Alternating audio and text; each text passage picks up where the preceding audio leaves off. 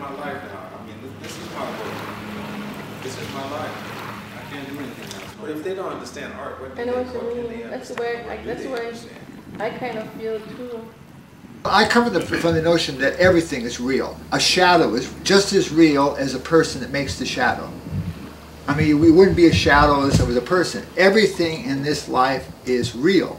There's no such thing. A rock is real. A rock has a place. It's inextricably connected to everything else. I don't know how, but everything has a purpose and a place. I believe that in the bigger scheme of the universe. And our Earth, seen from afar like that, could just be like a little molecule or something. If you're far enough away, it's all molecules. The first time I dipped the brush in and I moved it, that sensation to me was just, you know, out of this mind. That's because you're a hedonist. Probably, yeah. It's a sex and sex, the sexuality of painting. I think that's what I'm in love with. It is as sensuous as eating delicious food. The colors, you know, are sensuous. And for me, it's kind of like just letting go and like channeling information I really don't know. But I mean, I can.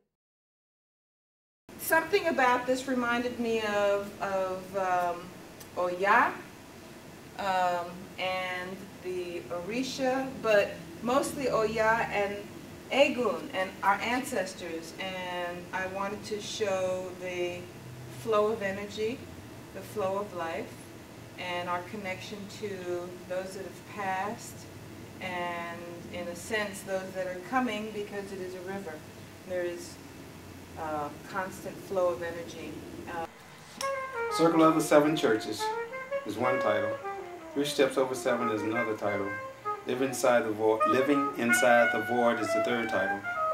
And once you realize you'll never return. I wanted to do 7 titles, but I only had time for 4. Of this project. You call it artmatism? Artmatism. Why? Why what? Is it called artmatism? Yeah. Because that's the title I gave it. That's the title I gave it. That's my homemade word for what I do. Is painting sexy? Sexy? What's sexy? Is painting sexy? But what is sexy? What is sexy? Painting is sexy then. yeah, I guess. Ritual in and of itself has never been enough. It's shallow. And if the ritual isn't about spirit and community, then for me it's not, it doesn't work for me. I mean, you got to have some depth. You have to have been, you know, some pain in your life, and some suffering, and some successes, and you've been around, you know, done some things, experiences. That's the part I don't like. That's the part you don't like. Sometimes you think something is an accident, and it leads you to this glorious gate or path. That all of a sudden you say, man, this is a bad painting. And it leads you to this like a good painting session is when just by luck you stumble under, like, maybe I'll take a fork and I'll scratch these lines. I can't believe what you're telling me. I was describing some friend of mine, something like that.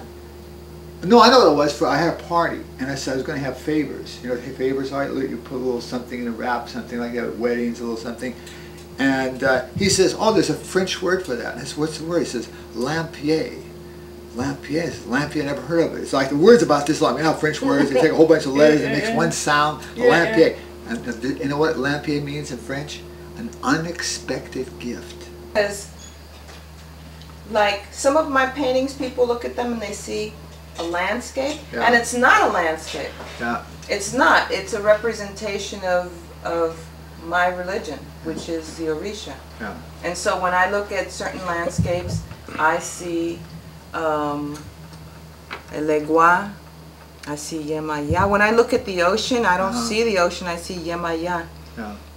So the fact, it depends on whose narrative, who is doing the looking, what? You lose your self-consciousness. You become so engrossed in what you're doing that you're not aware of anything else around you.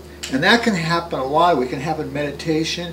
It can happen in lovemaking. It can happen hitting tennis balls, where you lose your self-consciousness.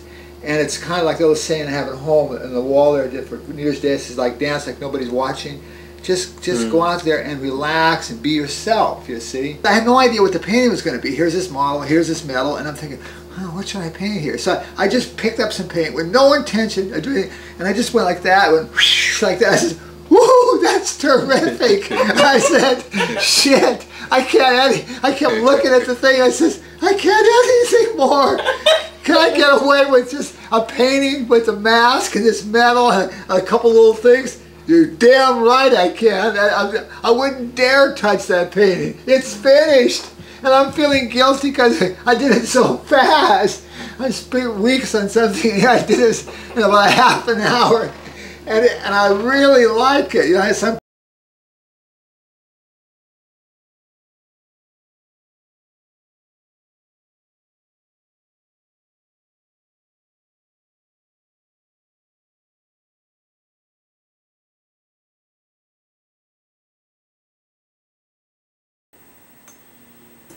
I am seeking freedom. I want to get to the pure essence of, I guess, my soul, that thing that Aretha Franklin sings about. You know, our art form, I think the African aesthetic is a search towards chipping away at something till you get to the essence, the soul, the gut level, the feeling, you know, the howling and the blues song and all that.